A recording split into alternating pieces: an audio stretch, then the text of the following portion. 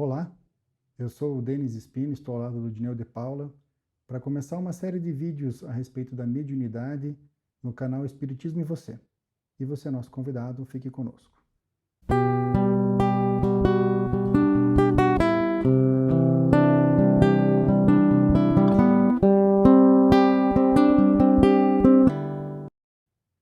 Olá, eu sou o Denis, estou ao lado do Dineu, e vamos conversar hoje a respeito da mediunidade.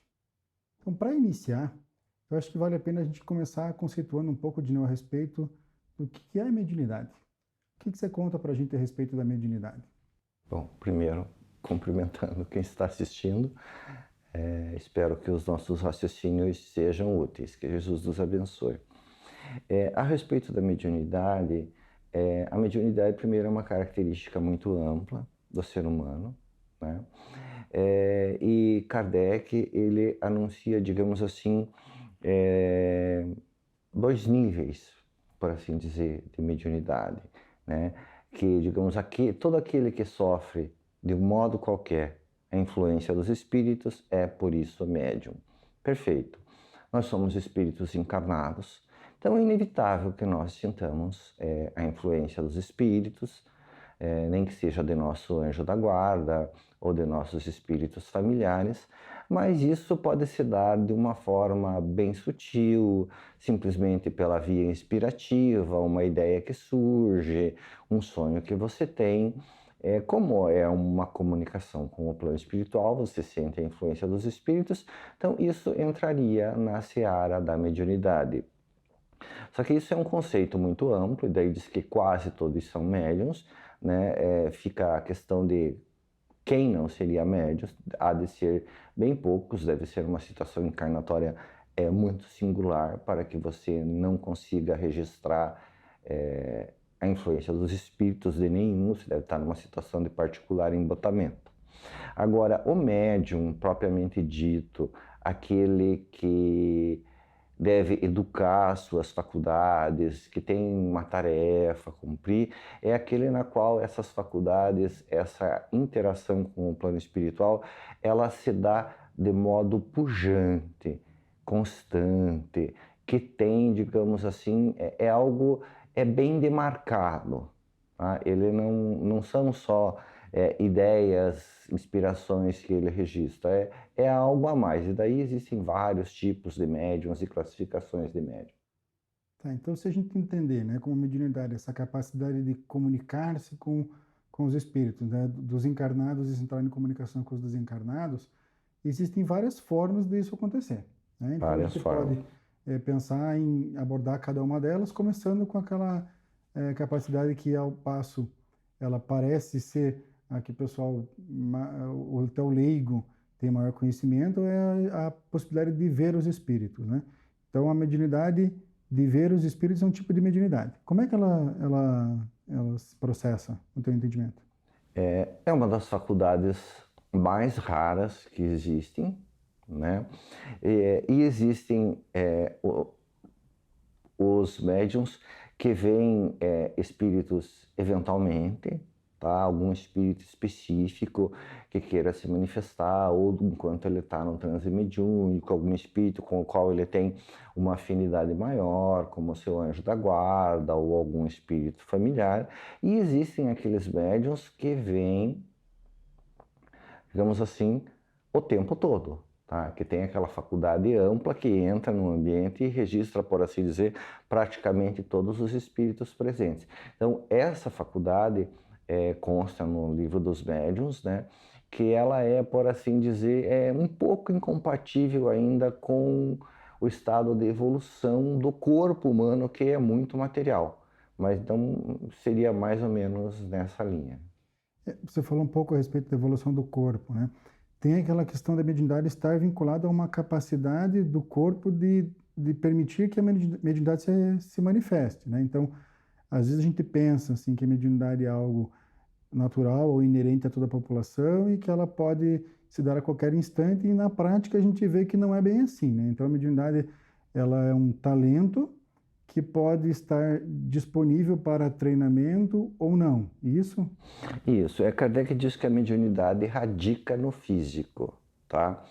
Então, crê-se, né, que isso se refira à forma como o corpo espiritual, né, que seria o denominado perispírito, ele é vinculado ao corpo físico, que permite uma expansão desse corpo fluídico, de que são dotados tanto os espíritos encarnados quanto os desencarnados, e é essa, digamos, capacidade de expansão do corpo espiritual que faz com que você perceba, tenha percepções que não passam através dos órgãos físicos. E justamente por isso Kardec, na Revista Espírita, propõe para ele a tese de que haveria uns 7 sentidos no ser humano, além dos 5 habituais, mais 2 que seriam o sentido mediúnico e o sentido sonambúlico. E ele rejeita e ele diz que tudo se resume ao sentido mediúnico, que seria a essa capacidade, digamos assim, de expansão do corpo espiritual do médium para perceber influências,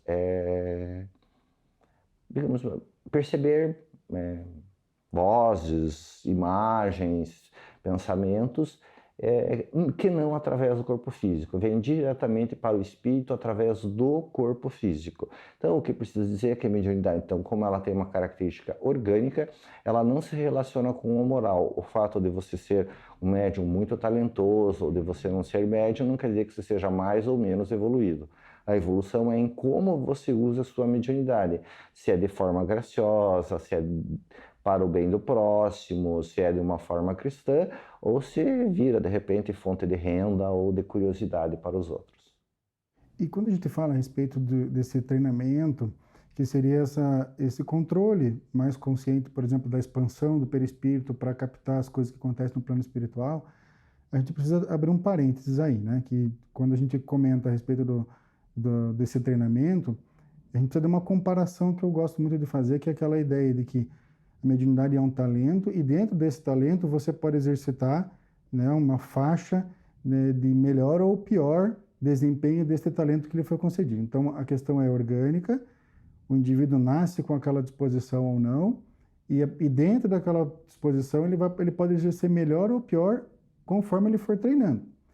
Então, o que dá para a gente uma certa tranquilidade, e às vezes, numa abordagem um pouquinho, às vezes, mais crítica, quando a gente vê ou, né, percebe pessoas que ficam incentivando as pessoas a treinarem mediunidade a ponto de se transformarem em médiums ou não. Ao passo que se nasceu com um talento, né, vai desenvolver mediunidade, não nasceu, não vai. Então, o treinamento estaria em você desempenhar o melhor papel dentro daquilo que lhe foi concedido, dentro daquele talento, e não desenvolver ou não desenvolver a mediunidade, ser ou não ser médium a partir do treinamento, é isso? Isso. Kardec, ele usa no Livro dos Médiuns a palavra desenvolver, né? Mas ele usa justamente nesse sentido de chegar no seu limite, no limite que o seu organismo comporta. Porque sendo uma característica orgânica, é a mesma coisa que eu queria desenvolver olhos verdes, entendeu? Eu vou ficar treinando para que meus olhos fiquem verdes. Se eu não nasci com olho verde, não vai ter treinamento que faça meus olhos ficarem verdes, né?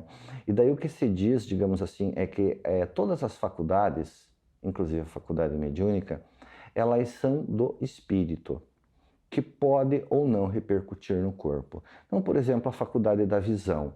O espírito é que vê, tá? E ela pode ou não repercutir no corpo. Ordinariamente repercute, eu enxergo, né? E algumas pessoas nascem cegas. Então, essa faculdade de visão, ela não repercutiu no corpo físico daquela pessoa por uma razão específica que está na sua programação espiritual. Da mesma forma, a faculdade mediúnica, ela é do espírito. A mediunidade é a resposta celular dos órgãos àquela faculdade do espírito. Conforme for a tua programação, aquilo vai repercutir ou não. Se está programado para não repercutir, não vai ter como você virar um médium que você não é. De repente pode, e vejam, a mediunidade, como eu disse, é uma coisa pujante e constante. Então o fato de eu ver espírito uma vez na vida, de eu ouvir uma vez na vida, tá? Lá de vez em quando, isso não significa a mediunidade, pode ser simplesmente um rudimento, tá? Que os bons espíritos, por alguma razão, fazem com que aquilo aflore num determinado momento, mas isso não me torna médium. Não adianta eu querer educar o que não existe. E às vezes tem um propósito esse despertar em determinado momento da sua vida, né? Eu fico pensando que algumas pessoas chegam à casa espírita relatando que tiveram uma experiência de visão ou uma experiência extrasensorial e vem com aquela vontade de treinar aquilo ou de desenvolver aquilo a ponto de trabalhar na reunião mediúnica. E a gente não pode descartar a ideia que às vezes esse evento mediúnico que se deu, ele tem específica interesse de despertar no indivíduo a percepção do plano espiritual, ele pensar a respeito das coisas fora da matéria, da sua própria espiritualidade. Então, não é incomum, às vezes, despertar algo nesse sentido para que o indivíduo procure refletir a respeito. Às vezes ele procura uma casa espírita, se vincula e depois o evento não se repete. Então, isso não quer dizer que a pessoa é médium ostensivo e vai trabalhar com mediunidade porque teve aquele evento. É um evento que, se for repetido, se for rotineiro, daí merece um investimento específico no grupo mediúnico, no treinamento, na rotina mediúnica, para que aquilo faça parte da sua tarefa dentro da doutrina espírita. Inclusive porque alguns eventos assim, digamos, chocantes, que deixam a criatura meio fragilizada, eles fazem com que haja uma exaltação psíquica.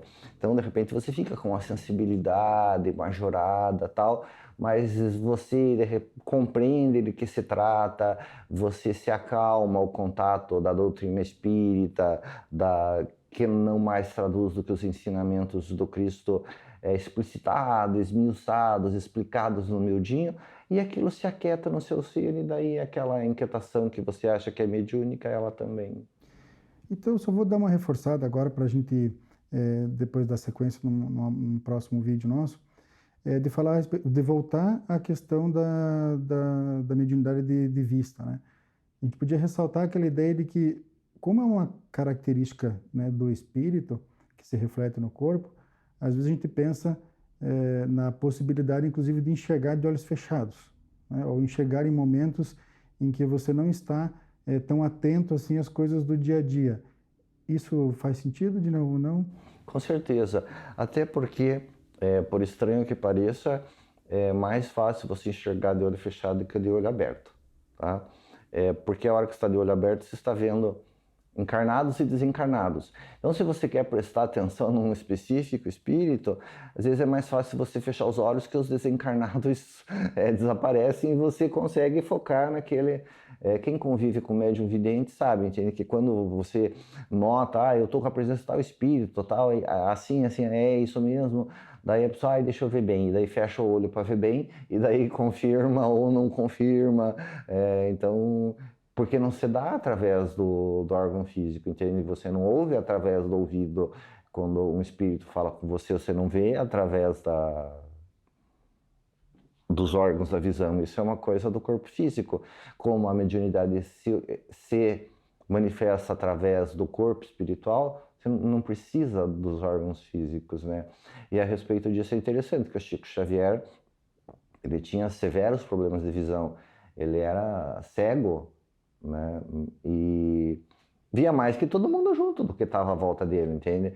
Tem até um episódio em que uma senhora grávida estava na fila para cumprimentá-lo ou para pegar autógrafo, alguma coisa assim, né? E daí tinha um outro médium do lado, que é o Divaldo, e ele viu a senhora grávida e disse: tá grávida, né, Chico? Daí o Chico, cego, né? Ele disse: tá grávida, 4 meses, é um menino.